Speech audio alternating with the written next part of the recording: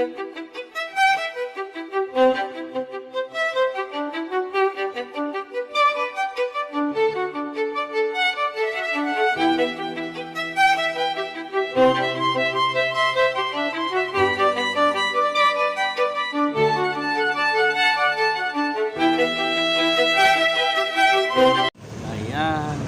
hapon po. Welcome back po sa aking YouTube channel na Puting Mensahero po. Magandang hapon po. Kumusta po ang lahat? I hope po kayo po ay nasa maayos na kalusugan at kalagayan po. At wala po silang sakit. Ngayon ay time check po natin is 2 o'clock. Ang bali nag-break po natin ngayon. Bali dito tayo sa labas. Dito tayo kakain ng ating tanghalian. So ang oras nag-breakout po ko ay eksaktong alas 2 ng hapon. So ang ulam ko po ngayon ay bumili tayo ng ulam dun sa karinderya na dun sa labasan ng bahay natin.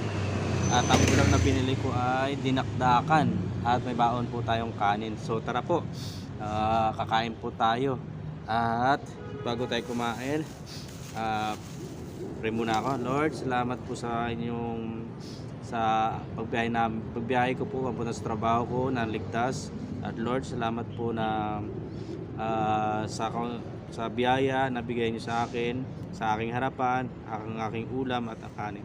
Lord, sana po huwag niyo pabayaan mga aking mga pamilya na naiwan sa aking tahanan. At Lord, sana po sa maghapon ko sa aking trabaho, bigyan niyo po ako ng lakas ng katawan at isipan. Lord, salamat po. Amen. Makain po tayo. Ito po ulam ko, Bicol Express, dinakdakan and plain rice.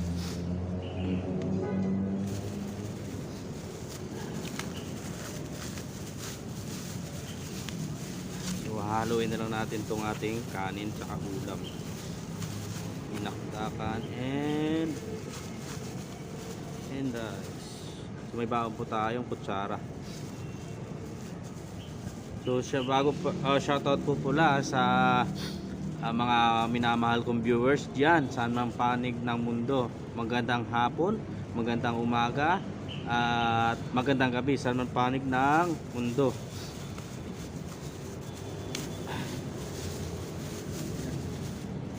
Subukan kong ulamin itong dinakdakan. Parang kilawin.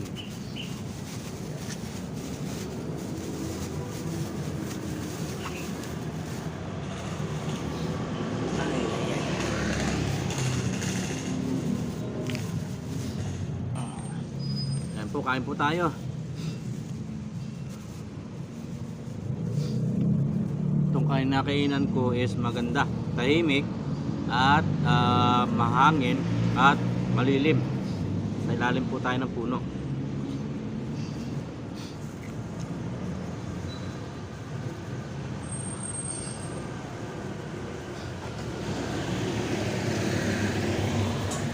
So ang balik po natin mamaya is saktong alas 3. Sarap ng dinakdakan. Parang kilawin.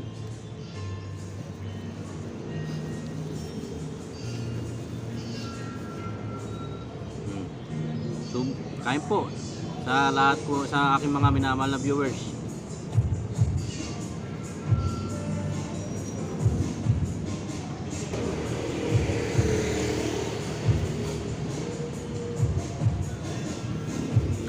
Sarap po manghang yung itong dinakdakan.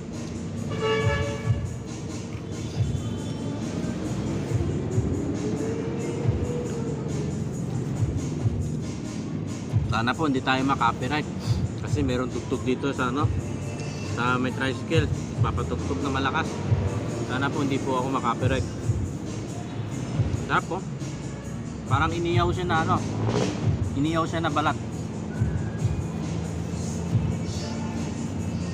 Ito po. Iniyaw na balat. Tapos tinimplan sa suka, luya, sibuyas.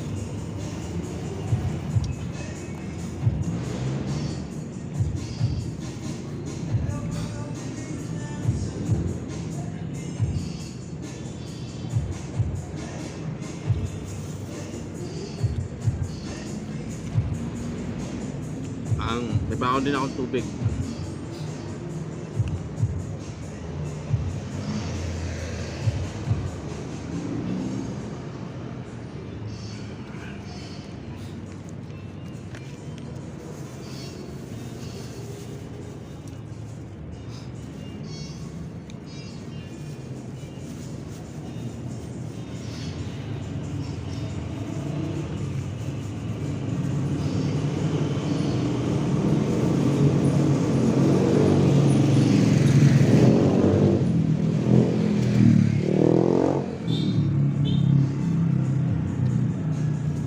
Ganda nito kumain kasi wala ganong tao.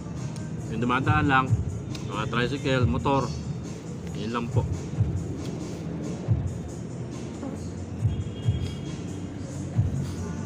Meron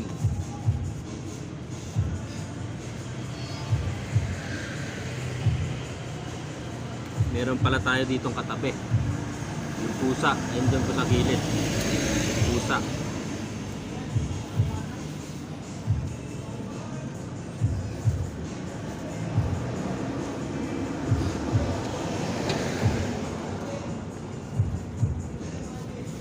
Sarap ng timpla niya.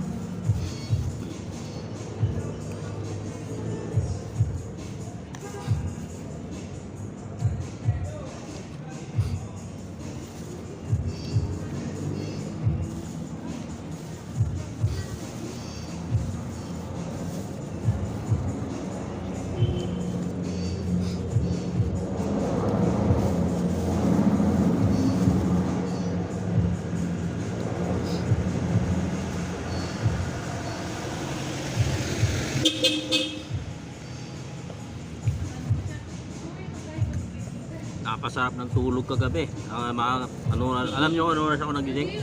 Natulog ako ng mag-aalauna. Pero nagising ako kanina, umaga is mag-aalas 9 na.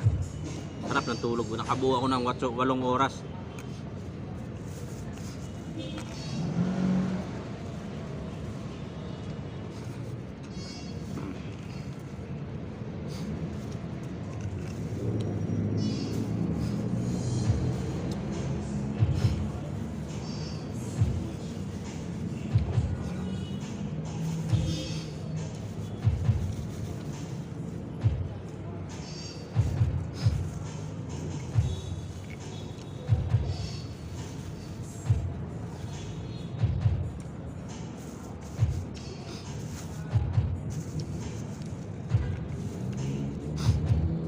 Shoutout po kay Ma'am Barbara Tenorio Gale ng UK. Shoutout po. Ma'am, kain po.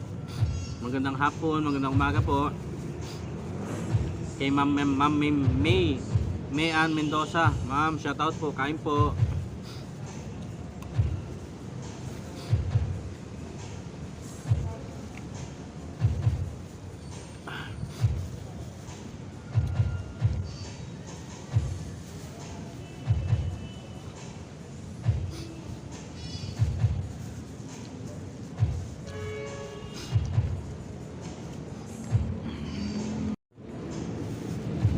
Yan, mauubos ko na nga yung aking kanin. Masarap yung timpla na dinakdakan.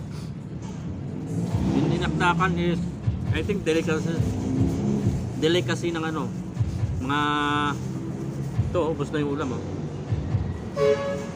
delicacy yata ng yan, mga Ilocano, yung dinakdakan.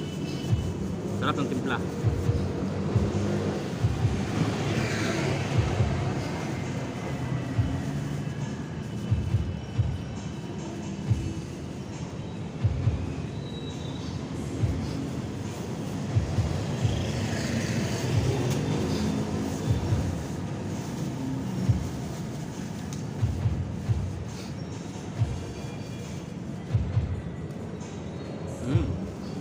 Sarap. Parang siyang kilawin. Kagabi nagapunan ako. Hindi pala ako nagapunan ng kanin. Ang nangyari kagabi, nag-message sa akin yung asawa ko, si Mrs. na bumili na lang ako ng lugaw. Yun nga, bumili ako ng lugaw na 2 order at saka isang laman na baka. Yung pagkarating ko ng bahay, pagkarating ko ng bahay, kumain na ako ng lugaw na yung laman ay pisngi ng baka. Baboy yata o baka.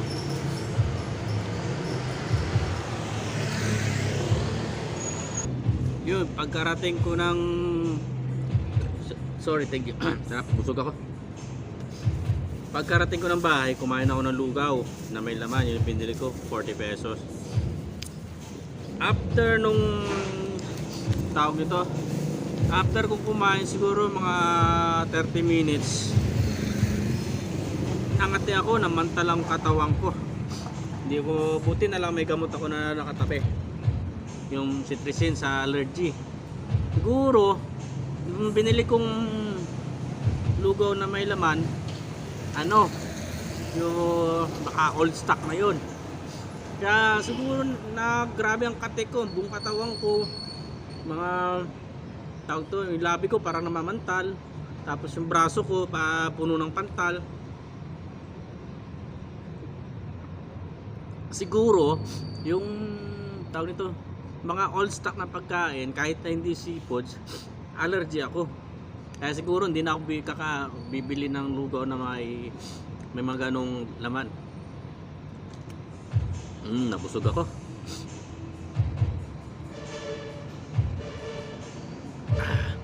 So ang balik po natin is 3 PM 2 o'clock po tayo nag-breakout. 3 PM po balik natin. So ngayon, kanina nung dumaan ako doon sa highway, paglabas ko sa trabaho, yes, grabe palang traffic, ganong oras, mga pa-clean hour, grabe traffic. So yung may bumili ako pala ng ballpen doon sa dinaanan ko kanina na kailangan ko sana sa trabaho, supply naman. Dapat kasi, please comment naman po kung ano pwedeng ballpen na nag quick dry, basta ballpen po. Kasi may sinusulatan po ako doon sa aking trabaho nga kailangan is hindi mabura. So pagkasulat pa lang kailangan is dry na siya.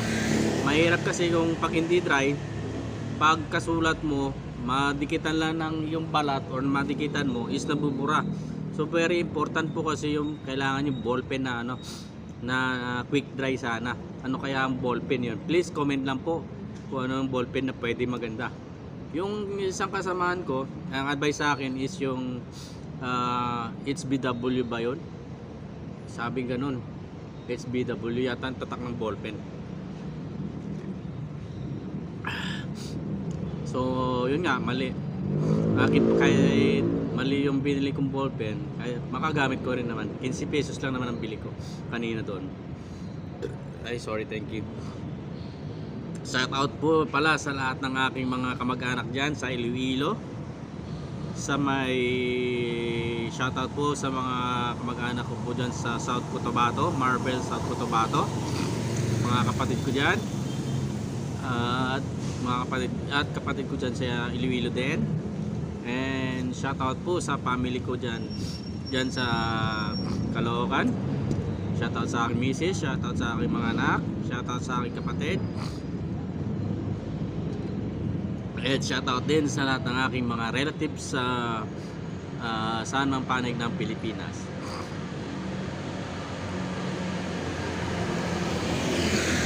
Yung sipon natin nawala na.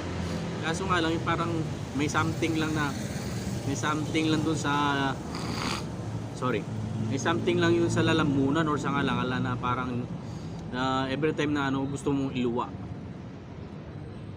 So siguro yung medyo nawawala na siguro yung sipon natin, kaya ganoon siguro yung epekto nun habang nawawala. So mamaya ang pasok ko pa lang ngayong araw is 12:30 to 9. So nag-in po tayo ng bago mag 12 and then mag-out tayo ng mga 9:30.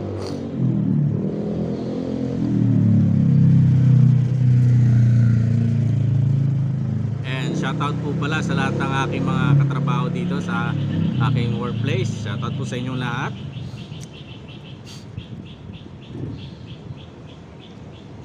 Submats tayo ngayon.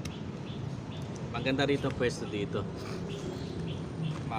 Tahimik, wala mahangin and malilim.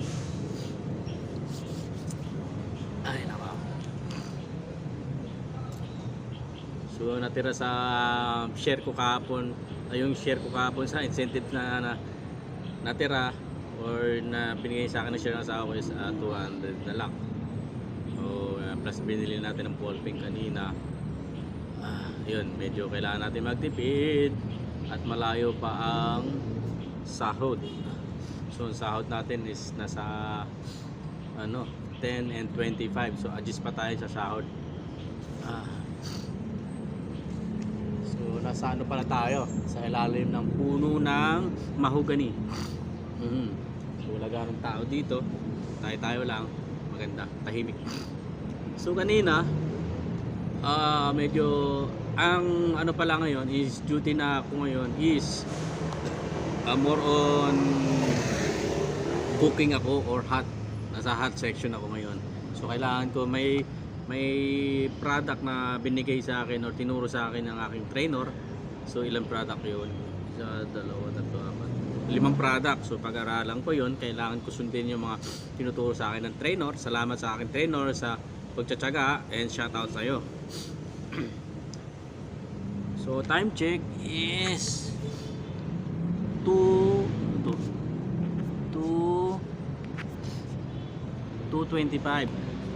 Excuse me. 2:25. So may ano pa tayo? More than 30 minutes na pahinga. So natapos tayong kumain mga siguro wala naman 10 minutes. So mabilis naman ako kumain. Lalo na kung konti lang naman ang kinakain ko. Mabilis naman ako matapos.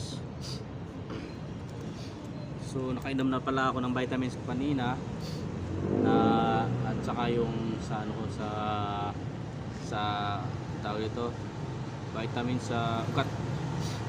Yun yung Parex.